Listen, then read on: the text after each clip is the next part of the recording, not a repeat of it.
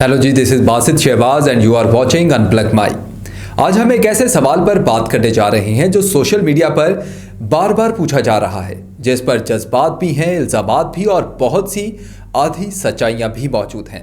सवाल ये है कि क्या मौजूदा DGISPR लेफ्टिनेंट जनरल अहमद शरीफ चौधरी के वालिद गद्दार हैं?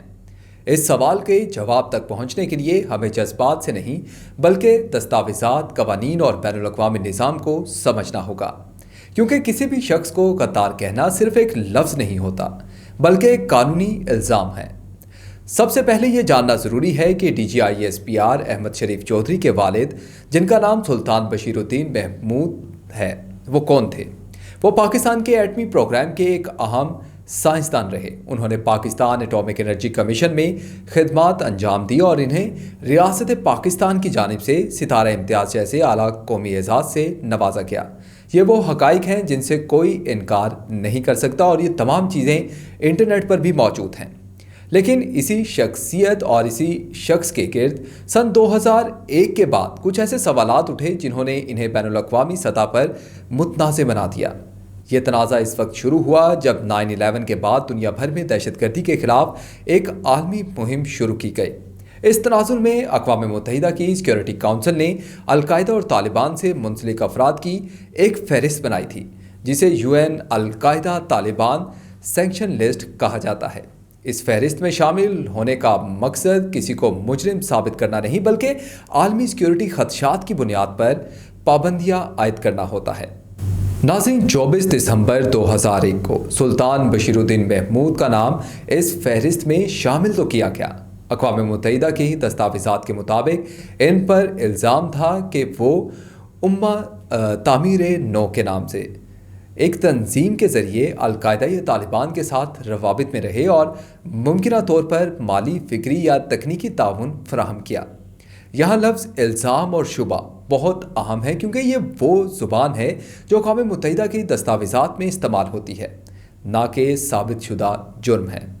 अब यहाँ एक बुनियादी नुक्ता समझना ज़रूरी है। UN सैंक्शन लिस्ट जो है वो किसी अदालत का फ़ैसला नहीं होती, ये कोई ट्रायल नहीं होता, ना गवाह पेश होते हैं, ना जज फैसला सुनाता है। ये एक सियासी और सिक्योरिटी अफराद पर मबनी इंतज़ामी फहरिस्त होती है, जिसका मकसद एहतियाती इक़दामात करना होता है, जैसे असासे मुंतमिद करना या सफरी पाबंदी लगाना।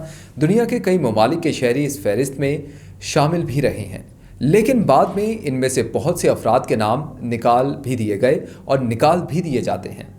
यहाँ असल सवाल ये बनता है कि क्या सुल्तान बशीरुद्दीन महमूद को पाकिस्तान या किसी बैनुल-अक़वामी अदालत ने गद्दार करार दिया? इसका जवाब वाज़ेह तौर पर नहीं में है। उनको किसी भी बैनुल-अक़वामी अदालत, फोरम या पाकिस्तान की किसी अदालत ने गद्दार करार नहीं दिया है। पाकिस्तान की किसी अदालत में इन पर आर्टिकल 6 के तहत गद्दारी का मुकदमा साबित नहीं हुआ, ना किसी बैनुल-अक़वामी अदालत ने इनको मुजरिम करार दिया।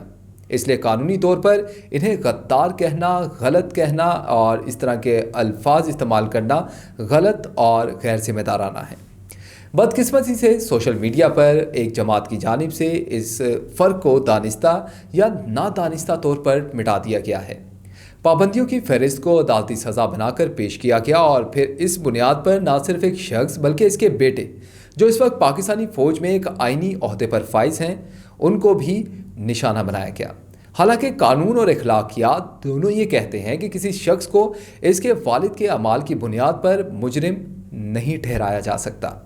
यहाँ एक और अहम पहलू भी है। अगर सुल्तान बशीरुद्दीन महमूद वाकई रियासत पाकिस्तान के लिए नाकाबिल कबूल या साबित शुदा गद्दार होते, तो सवाल ये पैदा होता है कि रियासत पाकिस्तान इन्हें कौमी एजाज़ क्यों देती, या फिर इनके ख़ानदान के अफराद रियासत के हसास इदारे में कैसे खिदमात सर अंजाम दे सकते हैं। सवालात खुद इस बयानिए की कमज़ोरी को ज़ाहिर करते हैं जो सोशल मीडिया पर फैलाया जा रहा है।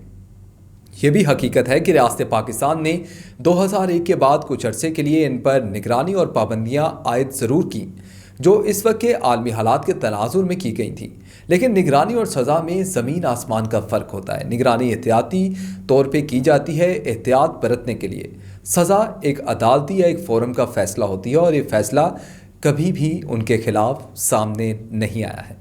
आज का असल मसला ये है कि हम कानूनी इस्तिलाहात को सियासी नारों में बदल देते हैं। गद्दारी एक बहुत बड़ा लफ्ज़ है जो हमारे मुल्क में आम तौर पर सियासतदान एक दूसरे के लिए इस्तेमाल करते हैं, फोरम एक दूसरे के लिए इस्तेमाल करते हैं और ख़ासकर फ़ौज के इदारे की जानिब से गद्दारी के टैग भी दिए जाते हैं जो कि तारीख़ में भी दिए गए हैं। वो फातिमा जिन्ना हो, वो बेनज़ीर भुट्टो हों, वो नवाज़ शरीफ हों, वो आपके इमरान खान हों, सब पे गद्दारी के जो है वो टैग लगे और उनको गद्दार कहा गया। गद्दार एक बहुत बड़ा लफ्ज़ है और इसका फ़ैसला सिर्फ अदालत कर सकती है। ट्विटर, फेसबुक, यूट्यूब या कोई इदारा ये फ़ैसला नहीं कर सकता। अगर हम इल्ज़ामात को गद्दारी मान लें तो फिर किसी भी रियासत में इंसाफ भी बाकी नहीं रहता। आखिर में नाज़रीन, अगर इस सवाल का ईमानदाराना जवाब दिया जाए कि क्या DGISPR अहमद शरीफ चौधरी के वालिद गद्दार हैं, तो जवाब यह है कि जी नहीं। इस बात का कोई कानूनी या अदालती सबूत मौजूद नहीं है। हाँ, इन पर बैनुल-अक़वामी सतह पर संगीन इल्ज़ामात लगे और इन्हें अक़वाम मुत्तहिदा की पाबंदियों की फ़हरिस्त में भी शामिल किया गया था, लेकिन इल्ज़ामात और सज़ा में, जैसा मैंने पहले बताया, फ़र्क होता है। समझे बगैर किसी नतीजे पर पहुँचना खुद एक नाइंसाफ़ी है। नाज़रीन, ये व्लॉग किसी फ़र्द के दिफा या किसी इदारे की वकालत नहीं, बल्कि हक़ाइक़, कानून और सच के दरमियान फ़र्क वाज़ेह करने की एक कोशिश है। फ़ैसला आपका हक़ है, लेकिन फ़ैसला मुकम्मल मालूमात की बुनियाद पर होना चाहिए, ना कि आधी सच्चाइयों पर। आपसे मुलाकात होगी एक न्यू एपिसोड में, तब तक के लिए अल्लाह हाफ़िज़।